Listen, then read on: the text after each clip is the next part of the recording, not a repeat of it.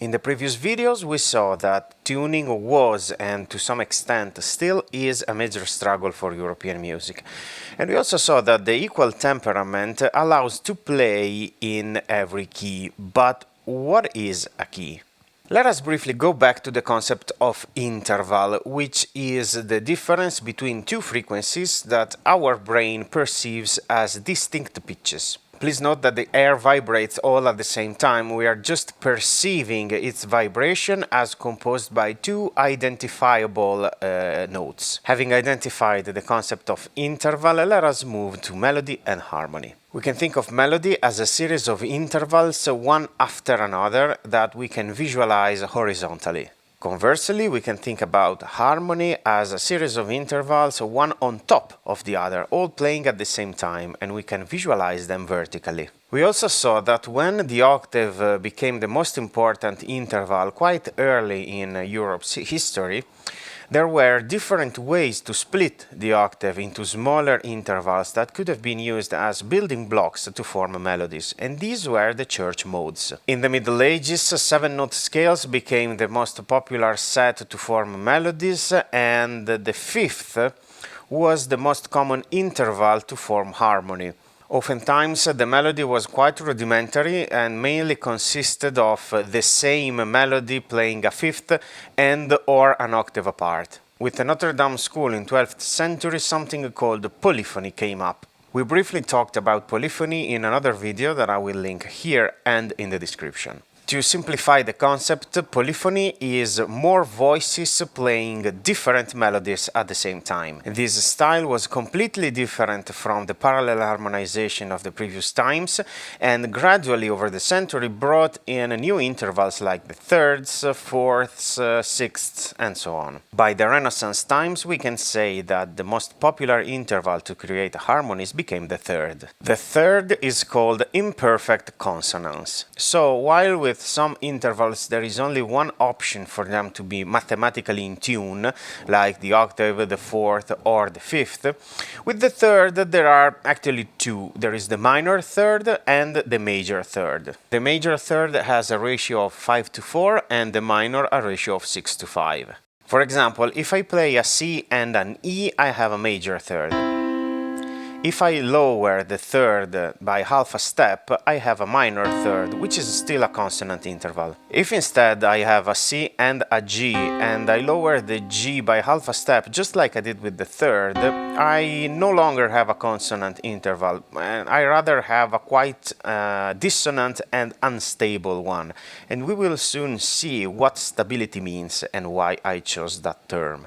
So by introducing a third within a fifth, we created a chord, which can be major or minor according to the distance between the tonic and the third. We may also notice that the space between C and E and the space between E and G are both thirds, one major and one minor. So we can think about chords as stacked thirds. This also explains why towards the Renaissance the Pythagorean tuning couldn't work anymore because of its detuned thirds, and so another tuning system became more popular called mean tone. By the end of the Renaissance and the beginning of the Baroque period, what we now call tonal harmony was fully developed. In tonal harmony we have only two modes, the major and the minor, that are sets of intervals calculated from a note which we call tonic. The whole harmonic material was thus systematized into two modes per each of the 12 notes that could become our tonal centers, or tonic. The most important thing of tonal harmony is that the 7 notes of a mode, either major or minor, have different weights. They are called degrees, and by stacking 2/3 over every degree, we obtain 7 chords that are all the harmonic combinations available. Remember that I used the term unstable before. In tonal harmony, the chords have different weight and different roles according to how stable they sound. We can say that the whole point of tonal harmony is to create a sense of motion forward through the combination and the alternation of stable and unstable chord. Now, of course, every major chord just sounds like a major chord, but once we start playing one after the other, we can appreciate their difference and the sense of motion they create. The most stable chord in the tonal system is the one formed on the tonic, which gives name to the whole key. We generally call key the set of intervals that we are using, for example, C major or D minor. For example, if our major scale starts from C and we can build a major chord over that note, we can say that we are playing in the key of C major. Two more chords are extremely important. The first is the one built on the 5th degree of the scale, which in C major is a G major. Probably it is so important because the 5th interval is the most recurring one after the octave in the harmonic series of the fundamental.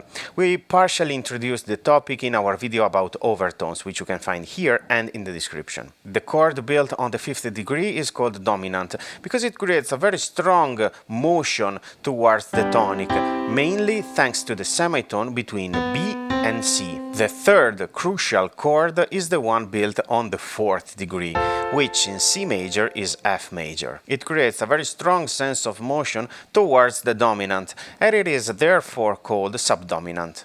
With those three chords, we obtain two important results. First, we created a sense of motion that moved from the subdominant to the dominant and then to the tonic. And secondly, we underlined and we clearly stated which key we are in, because those three chords contain all the notes of C major. As you can see, even if they are all major chords and they are built basically in the same way, when played one after another, they have completely different rules and flavor, so to speak.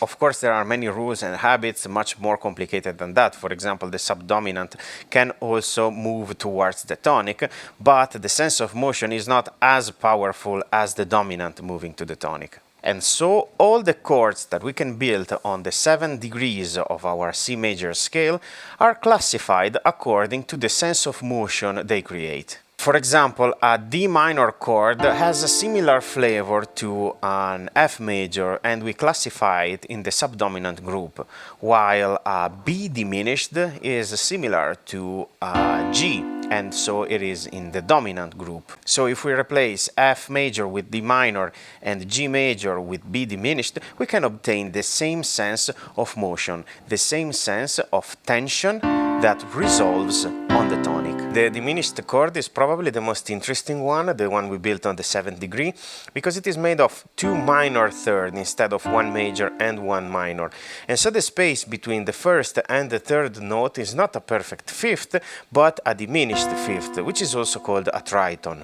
If you remember, at the beginning of this video, we saw that the diminished fifth is a very unstable dissonance. And the cool thing about tonal harmony is that we can use this very harsh dissonance to our advantage. For example, if we move B a semitone up and F a semitone down, we resolve to C and E respectively. And so we create a very strong sense of tension and release towards the tonic. Of course, we can also invert the chords, change the order of the intervals, and add more thirds on top of them as to create more complex voicings, but that might be beyond the scope of this video as well. For now, I just want to focus on the 7th chord, which are the ones that we obtain by stacking 3 thirds on top of the other instead of just 2. They are called 7th chord because the interval between the topmost voice and the root note is exactly a 7th. The 7th, just like the 3rd, can be major or minor. The 7th chord that we built on the 5th degree is the so-called dominant 7th, which has a very strong motion towards the tonic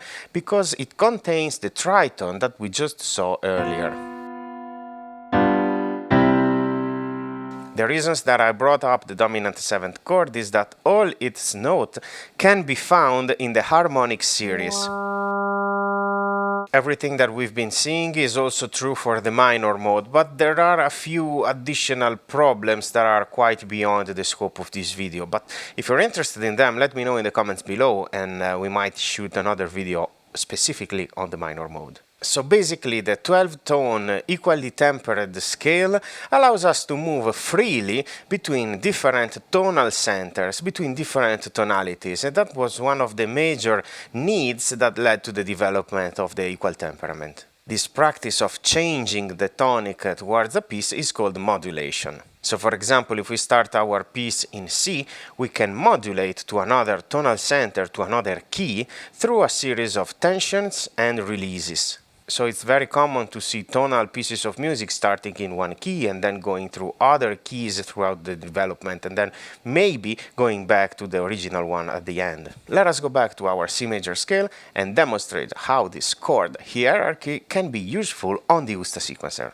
I'm going to set up a pattern using only the C major chord notes, and then I will use an external controller to transpose it across the C major scale. This is our C major pattern. It is basically an arpeggio over 2 octaves. Now, if I patch my external controller to the CVA input and assign it to the pitch shift A function, if I play an F, I will transpose the sequence up by a fourth. Same is true for G. And so I can create the cadence that underlines the fact that I am in C major.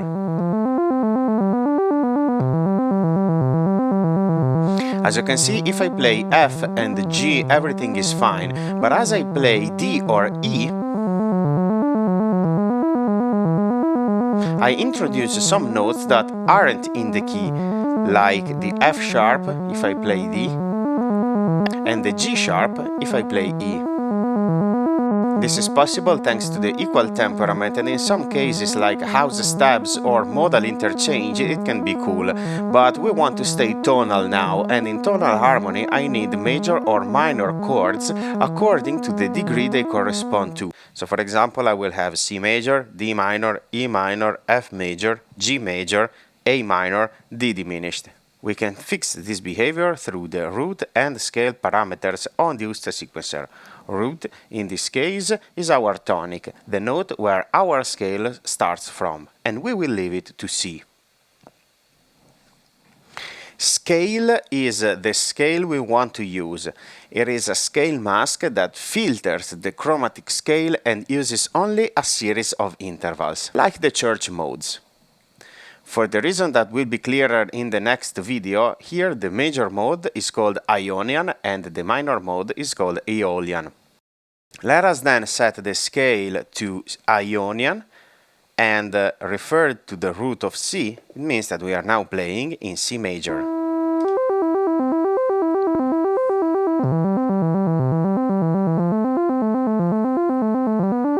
As you can see, the transposition over the major chord is the same, but as soon as I play, for example, a D, I am still in tune. The cool thing about this quantization is that it is non-destructive and it is applied after every modulation that I apply over the red value. So for example, right now I have C, E, G, C, G, E, and so on. And if I apply a whole tone of transposition, my E will become F sharp, but that F sharp is gonna be quantized by the scale mask which is after it. However, this brings up an issue because sometimes, actually nearly every time, if the note that I obtain through the CV transposition is not in the scale, USTA won't quantize it to the chord third, but to another note, for example the fourth, that gives me a suspended chord. Instead of this, this. And we can correct this behavior through the quantization mask. As you can see, below the root and scale options, I have another one called quantize, which now is set to near up, which means that if the new note that I obtain through the voltage transposition is not in the scale, it will approximate it, it will quantize it to the nearest note starting from the upper one. And if I select near down, I will have the same zigzag behavior, but starting from below.